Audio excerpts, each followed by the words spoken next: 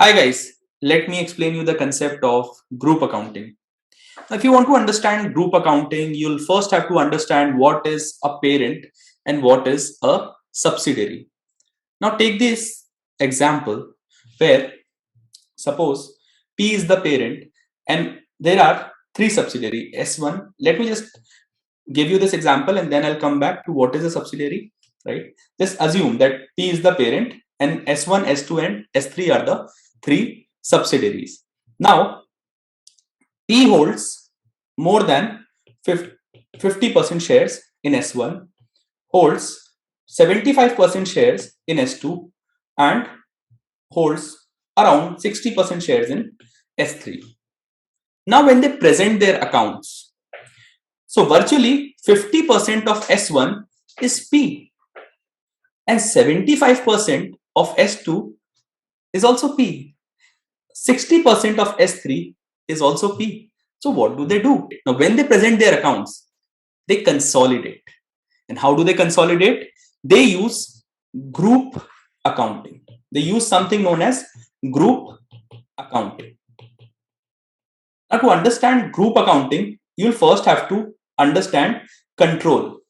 Now, control arises when the parent has more than 50% shareholding of the subsidiary. So in each of our cases, S1, S2 and S3, P has more than 50% of the shareholding.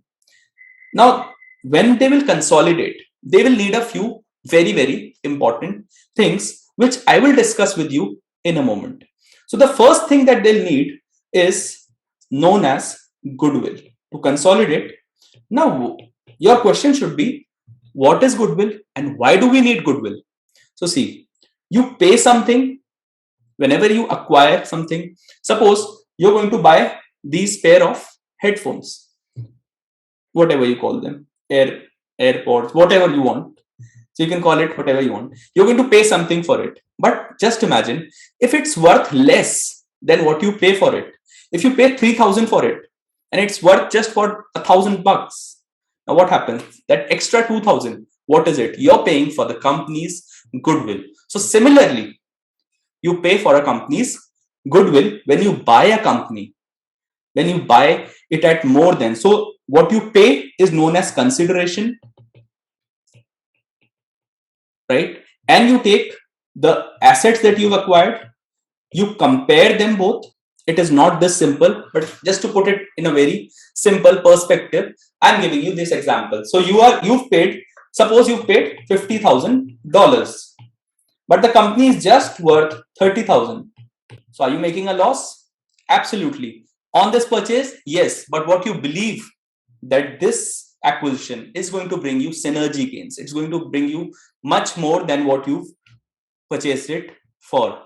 So this extra 20,000 is the goodwill. Now there is another very important thing. Let's come back to our example where P held more than 50% in S1. Now in this case, S1 will also have some part of S1, obviously, and this part is known as NCI, which is non. This calls for non. This calls for controlling, and I is for interest. So this is non-controlling interest. So sir, what is non-controlling interest? You might want to ask. So this is the small share that the minority has. So it is a very small share. It could be in some cases 0, where there is 100% acquisition of a subsidiary. It could be 20%, 10%, could range from 0 to 50%, right? I hope things are becoming clear now. So this is known as non-controlling interest. Now, they are going to calculate non-controlling interest.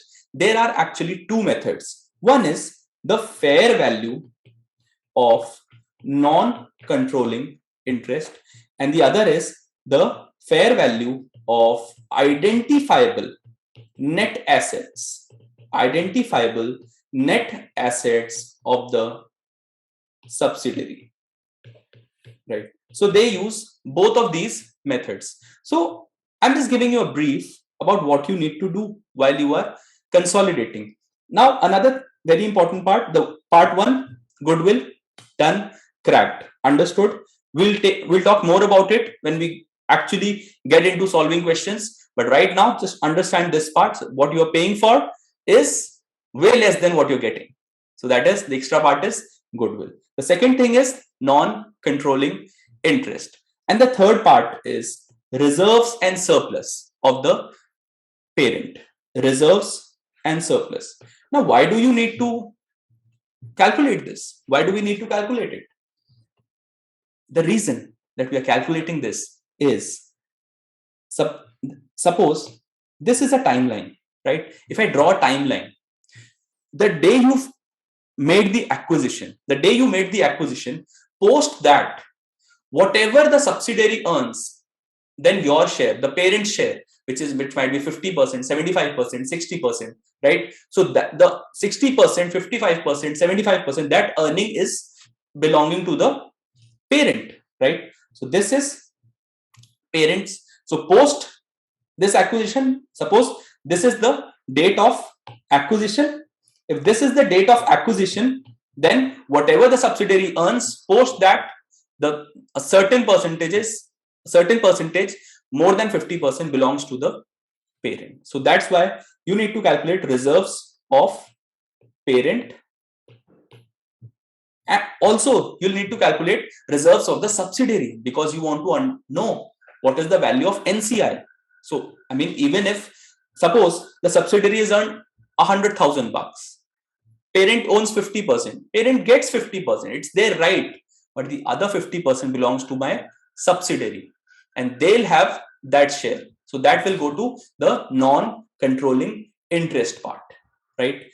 Now, very important thing is that you'll need to keep in mind whenever you're solving a question from consolidation or from group accounts, as you say, right? So another very important part that you need to always keep in mind is that there is some intercompany transactions. So mostly if there is intercompany owings, and if I owe my parent something and the parent owes me something, we generally cancel that, right? We cancel that. Whatever the intercompany owing is, it is cancelled. But if there is intercompany transaction, then what happens? So then what happens is, suppose subsidiary sells to parent. Now subsidiary sells to parent and makes a profit. But tell me, can you make a profit from yourself? Because 50% of you is already parent. So 50% of you is already parent. Can you make that profit? No. So what we do is we eliminate that profit, right? We eliminate that profit while calculating reserves of the parent and the NCI, that is the non-controlling interest. Yeah. So those are the very basic things that you're going to need whenever you do consolidation. Now, one very important thing that I want to discuss with you while we study consolidation is the concept of control.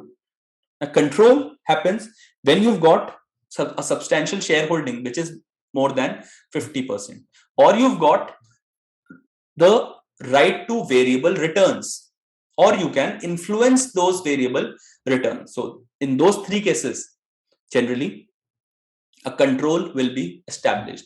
Now, what if a control is not established? Suppose you do not own 50%, you own 40% only. So in that case, we do not call it our subsidiary, we call it our associate. Generally, when a shareholding of 20 to 50%, less than 50% is known as significant interest. And if you have significant interest, then you call it your associate. So yes, guys, that was all about today's brief introduction to consolidation and group accounts. I'll see you next time. Till then, take care. Bye bye. Namaskar. Thank you.